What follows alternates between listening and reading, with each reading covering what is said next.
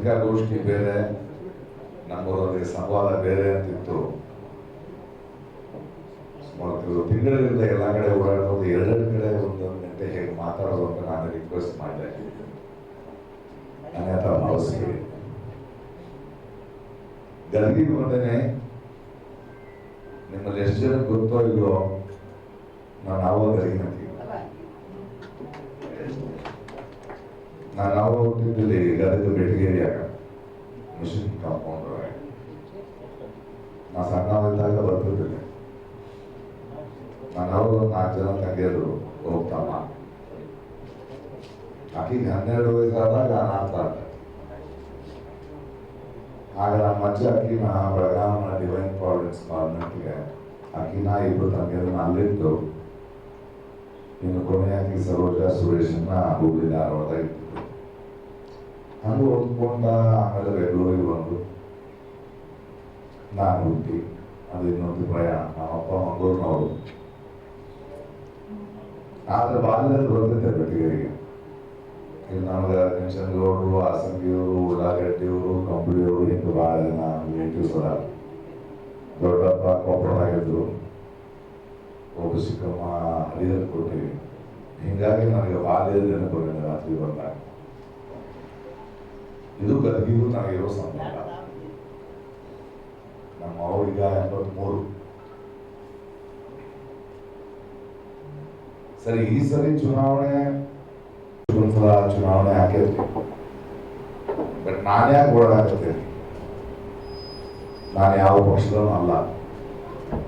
ಬೇಡ ಅಂತ ಡಿಸೈಡ್ ಮಾಡಿ ಯಾವ ಪಕ್ಷದವನು ಹೆಣ್ಣು ನಂಬೋದು ನನಗಂತೂ ಅರ್ಥ ಆಗೋದಿಲ್ಲ.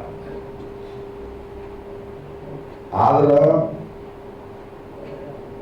7 ಭಾಷೆ ಮಾತಾಡ್ತಾ 4-5 ಇಂಡಸ್ಟ್ರಿ ಒಳಗೆ ಭಾರತ ದೇಶದಲ್ಲ ನಾನು ನಟನಾಗಿ ಒಬ್ಬ ಕಲಾವಿದನಾಗಿ ಬೆಳೆದಿದ್ರೆ ಅದಕ್ಕೆ ಕಾರಣ ನನ್ನ ಪ್ರತಿಭೆ ಮಾತ್ರ ಅಲ್ಲ,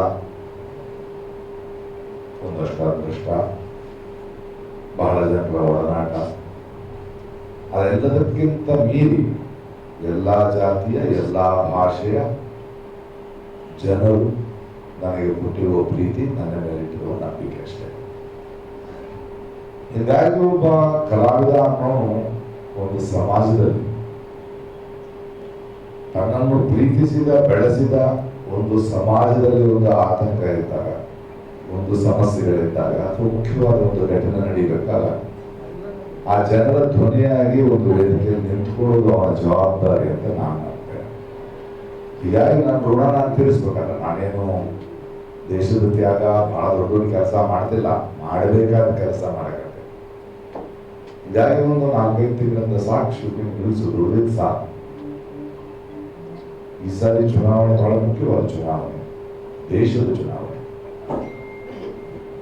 ಯಾವ ಪಕ್ಷದಲ್ಲಿ ಮಾತಾಡ್ತೀವಿ ಅನ್ನೋದು ಮುಖ್ಯ ಅಲ್ಲ, ಬಟ್ ಒಂದು ರಾಜಕೀಯ ಪ್ರಜ್ಞೆಯನ್ನ